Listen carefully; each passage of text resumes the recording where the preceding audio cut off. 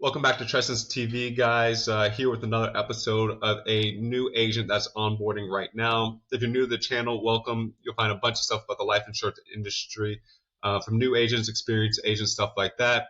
Here with a good friend, David Banda, who is going through licensing right now, setting up to take his test in the next couple weeks. And we're going to track his progress, track his journey, see how he's progressing through the industry to give you guys some insight on what a beginner's process looks like versus what a professional person who's been in the industry for a few years. So, David, welcome here. Give us a short background about yourself, where you're from, work history, good stuff like that. Me and Tre pretty much ended up meeting got recruited to the University of Charleston, moved out to Charleston, West Virginia when I was 19, stayed there for about 3.5 years. Then we graduated. Then we decided to move back again during the COVID year. And shortly after I graduated from the University of Charleston, I went straight into the car business.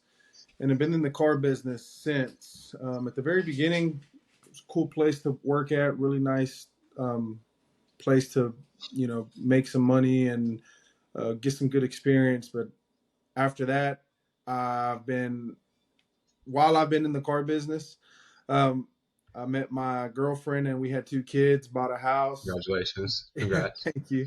And basically just hit life rolling, and I've been in a bunch of situations where I've just kind of noticed working at a traditional job is not going to be for me. What do you mean by traditional? Like a 9 to 5, brick and mortar? What I mean by that is where I was working at is not necessarily a traditional job, just because I was working 6 days a week, 8+ hours a day. And what I mean by traditional job is just not having the ability to take a day off when I need it, not being able to take a vacation whenever I wanted to. It's not that I don't believe in working hard. It's just that, just like you told me once when we got into the car business, if I feel sick, I don't care if I don't have any sick days off. I need to take a sick day. That's just the way it is, and nothing malicious, nothing, to be like a rebel or anything like that. But just, I instantly figured out it wasn't going to be for me, especially with kids. Yeah. So it sounds like just a lot of work hours. Income's good, right? But just a lot of work hours, a lot of time away from the family, a lot of time stuck at the dealership is what it seems Income's always, it's never been an issue. I'm not saying I've been well off, but my girlfriend's able to stay home with the kids, and she also works too, which helps out a lot. But she gets to stay home with the kids a lot more. She really doesn't have to worry about anything when it comes up to like expenses at the house and stuff. Cool. Yeah, that's great. Especially the girls, 2 girls, right?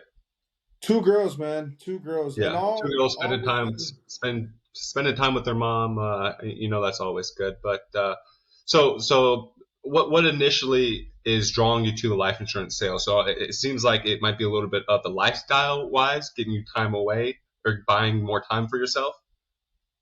Well, it was a mixture of both. Yeah. First year in the car business was fun, but then my first daughter was born. So then that second year in the car business, first year of my first daughter's life, I was able to make that sacrifice. I'm a man. I'm supposed to do this. I'm supposed to do that. I'm gonna miss this. I'm gonna miss that.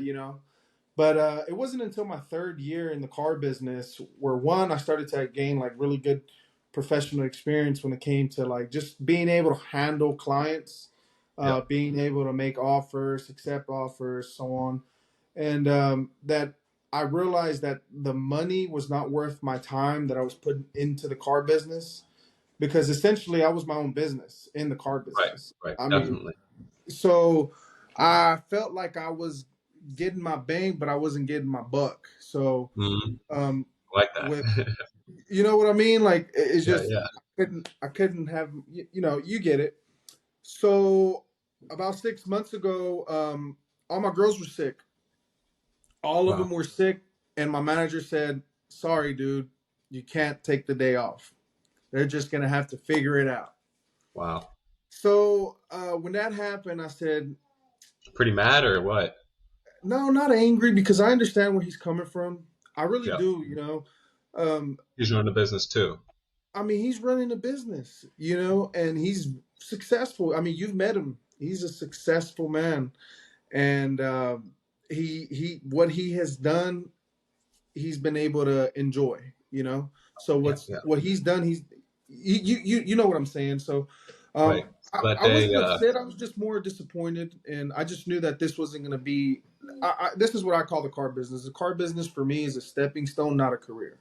So okay, that's why I wasn't. That's why I wasn't mad at him. If I would yeah, have stayed there another 3, 4, 5, 6 years, that's my own fault, nobody else's. I chose to put myself in that predicament because I knew what it came with. But God willing, we'll start this new job here tomorrow. Matter of fact, and so how I ended up looking into the insurance industry was one because I've always had a small interest in it, but I've never really been as close as I've been now, like I have been now. yeah, Uh, Frankly, what helped me the most was actually watching you do it. I mean, like I tell you all the time. I mean, this might be like a little joke or something, but this isn't one of those like, oh, well, where's the catch? Like this isn't one of them right. little schemes where we're all trying to get rich quick or stuff like that. This is actually something that's like a real organization that has the track record to show whoever wants to see this is what is being done. This is what you have to do. But yeah, that's kind of how I've been looking into looking outside of the car business. Cool. So, having that experience in the car industry, do you think you have any sales techniques, one-liners, or anything that's going to transfer over? Phone scripts, objection handling. How do you think you're going to fare in that department? Because we deal with that a lot here in the I, industry. I think I don't think my issue would necessarily be like objective handling. Not saying Hmm. that I'm the best at it, but what has helped me in the car business was just self education. Most of the things, the biggest thing that you can do in the car business is understanding the process, and all that means is knowing what kind of deal you're doing. Is it a business deal? Is it a person who's buying a vehicle for themselves? Are they buying it for a family member? So on and so forth. Everybody's situation is different. So that's what I mean by understanding the process. But really, when it came up to objective handling, most of that came from reading books, listening to other people speak about how they handle their customers, and after doing that is putting it forth like every day at work, doing your due diligence as far as knowing what your customer wants, knowing why they're coming to you. We always say this in the car business. Um, People can buy a car online all day, but they Right. come to the car business because they want to deal with a professional. They want Yeah. to deal with somebody that's going to teach them something that they didn't know. So I think Ooh, what that's a I good would one. struggle with, I think something that I would struggle with in this business, just at the very beginning, is understanding the product. Hmm. Product knowledge, you can never know too much of it, and there's times when I've got all the rapport. I understand the history that the customer's been through. I understand most of about the customer, but when it comes up to like my own product, um, I think that's where I'll start to struggle a little bit more, only because this is a product that you can't see, you Yeah. can't smell it, you can't touch it. Right. In the car business, people are coming to us. I can show you the car, I can let you test drive the car, but you know, in the life insurance business, I'm not exactly sure how I'm going to do that. Well, I got you there actually. One of the biggest supports in our team is using our upline chat. We use it religiously for all of our case designs because, like you said, there's so many different products out there from the life insurance, the health insurance. Like just like there's so many different cars, and especially for a new agent, it's extremely hard to know what's best for their client each different situation because each of them have different medical histories, different ages, and stuff like that. Be working with to give you that guidance is something that's going to accelerate your success rate there. So that's a huge thing that we believe in giving help to our agents there. So don't worry there. We have you completely covered. And then just like the car industry, I'm sure when you first started, you didn't know anything about what dealership are you at again? Moses Cadillac. Okay, so I'm sure you didn't know everything about Cadillac had to offer back then, but over time you did start to learn. So I think that'll come and just relying heavy on your upline there. So your first year becoming a life insurance agent is coming up here. You said you're starting a new job, so I'm assuming you're going to be working part time. What do you expect to achieve in your first year part time? My first year part time. I mean, my biggest goal is I want to help out people.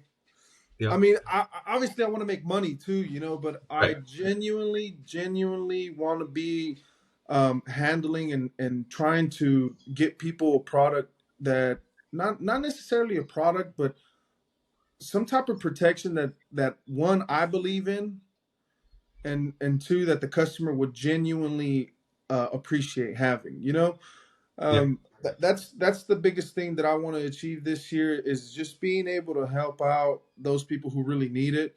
In the car business, you're a shark. You have to be a shark if you want to make money. yeah. Not in a malicious way or in Just holding money on trades, being stiff negotiating. I understand. right. So I feel like in the this I don't have to be that person. I don't No, have to try to see what's the most that I can make because I mean frankly, I mean it's in the training right now in the licensing, your goal is to help the client and not necessarily to make as much money just because it's not in the client's best interest. It's not in the right, insurance company's best interest. So I really like that. That's something that I really love. So my right. first year, I genuinely I'd like to help out one and I actually wrote it down. At least one family a week for the rest of the year. That's my goal. I want to help out one Wow. family a week for the rest of the Part year. So time. that That's doesn't great. and again, you can help out one person, but the goal is to help out a family. Right. That's my goal. That to help out a family. Yeah, that's huge. Cool. So besides money wise, does anything what excites you about the idea of working in this industry? So one of the things that I've ran into being in the I keep referring back to the car business only because Yep. that's Just, been the only yep. job that I've had. But the thing that excites me the most is I can go down to Dallas for a month if I please and work from there. And I live in Charleston, West Virginia. And the reason I bring up Dallas is because my family's in Dallas. Yeah, Uh, it's a big family guy. so I'm really excited to be able to have that type of leniency. Hey, look, when I've been on vacation, I won't have to worry about, oh, how much are we going to spend this week? Because if we go on vacation, I can put in a couple of hours of work while everybody's. So we've talked a lot about good in this industry, how it can provide good for people, financially good for yourself, for people you provide for. But is there anything that kind of concerns you or makes you worried about starting into this industry? So I wish I could say yes that there is something that would worry about me, but and the reason I say that is because I think most people want to hear me say that no, I'm not. I'm genuinely not worried, or I am worried. But the what's helped me is that the fact that I've been in a position at work where I work 100% commission, so I Yeah. don't know how much I'm going to make. So if it wasn't for me doing that at the very beginning of my career, is I would have been terrified of the fact that I don't know how much I'm going to make in this insurance business, right? So that's the only reason that I say that no, that I don't think there's anything that'll terrify me. I think the only thing that terrifies me personally is not doing it. Um, Oh, that's good. That's uh, big missed dude, opportunity cost. dude, That's good. um, that's my biggest fear in this business is Yeah. not doing it. Wow. Honestly, and I just had an epiphany I needed an saying that explosion right myself. there. That was bombshell. Yeah, yeah. Good. I mean that's truth. That is truthfully my biggest fear is not doing it, because um, working commission. You know that not everybody's going to be a buyer. That's okay. Right, right. Working commission. You know that there's going to be some people that are going to cuss you out. That's fine. Every day. You know, for the people that are actually listening to this, those servers don't know how much they're going to make, True. but they deal with people on a day-to-day basis, and I think those servers at restaurants are some of the best salespeople out there. Oh yeah. I Especially when they mean, get me to buy dessert. Shoot. dude, I think those are some of the best objective handling, some of the best customer service, some of the best salespeople out Hmm. there. But I bring them up because anybody who's ever worked in the restaurant business, that came into the car business have done like just amazing. I mean, they don't skip a beat. But I think that's the only. I'm not worried about losing anything monetary. I'm not worried about losing time or anything like that. I'm really, the thing that worries me the most is not doing it. Right. Um, that I mean, that's literally it. It's part time whenever we get to that bridge there. Right. So thank you again for your time. Excited for your journey here. Excited for the families that you're going to help and the lives that we're going to change. So thank you again for your Appreciate you. time. Appreciate you, my brother.